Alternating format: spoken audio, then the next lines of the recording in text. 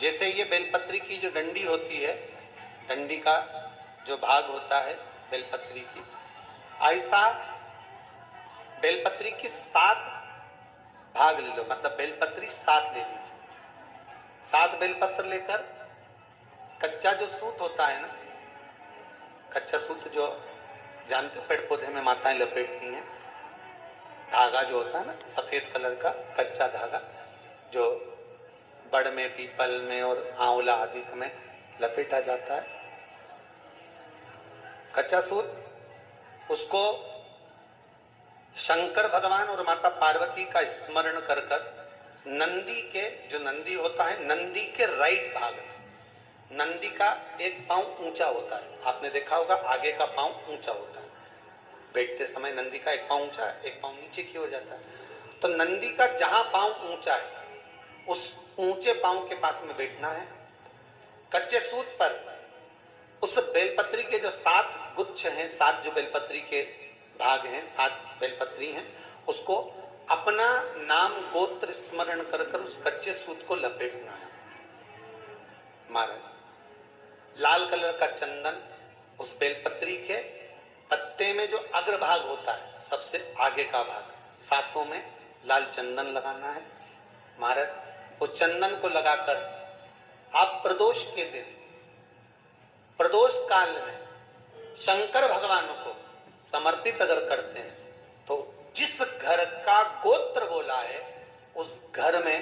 कभी क्लेश नहीं हो सकता, उस शांति का अनुभव, उसमें क्लेश नहीं हो सकता। एक धागा होता है पक्का धागा, एक धागा होता है कच्चा धागा। बहुत ध्यान दीजिएगा महाराज, पक्के धागे से नहीं लपेटना सफेद, कच्चा जो धागा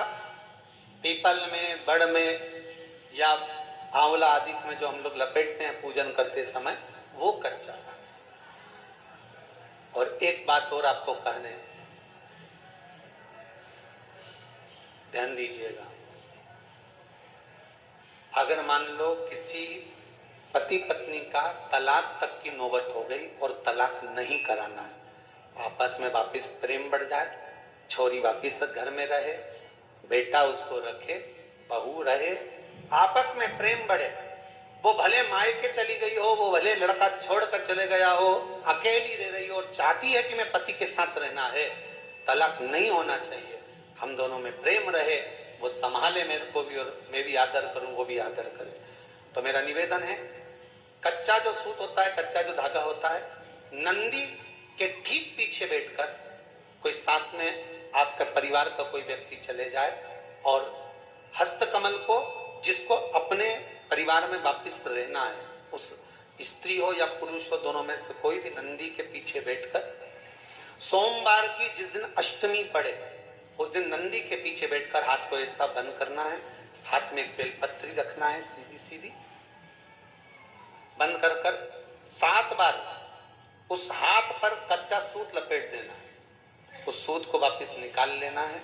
बेलपत्री के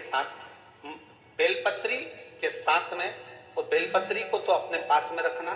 सबसे पहले माता पार्वती का जो हस्तकमल ऐसा होता है शिव मंदिर में,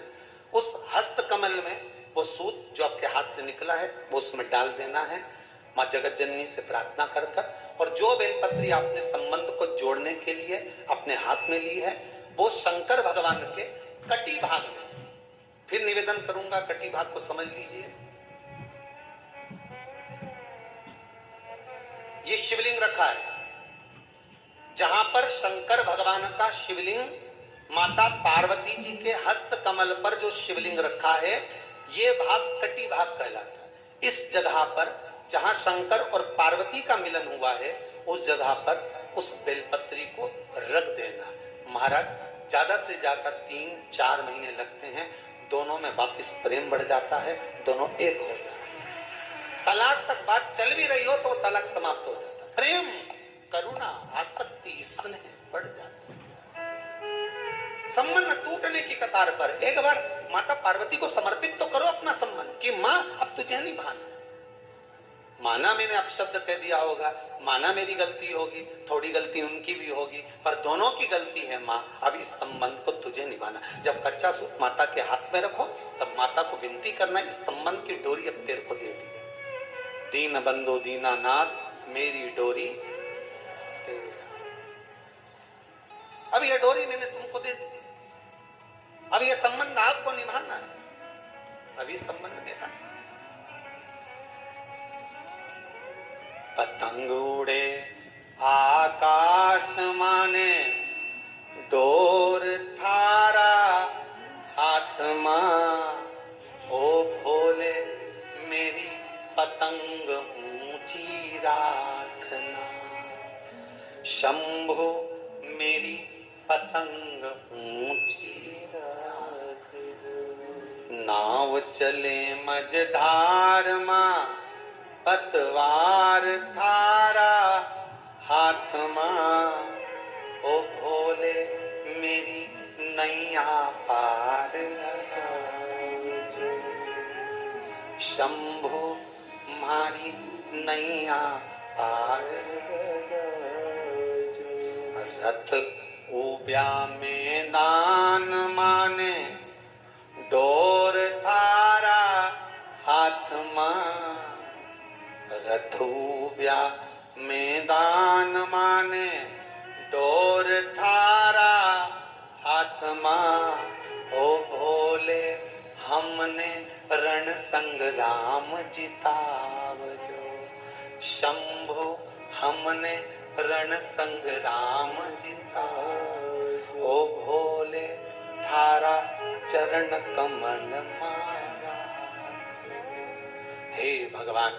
अब ये पतंग इधर उधर ना जाए, इसको साध ले, मेरी डोरी तू पकड़ ले, मेरी ये डोर तुम पकड़ कर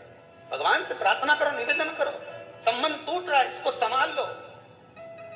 घर में क्लेश मच रहा है, इसको संभाल लो। परिवार टूटे हैं ना,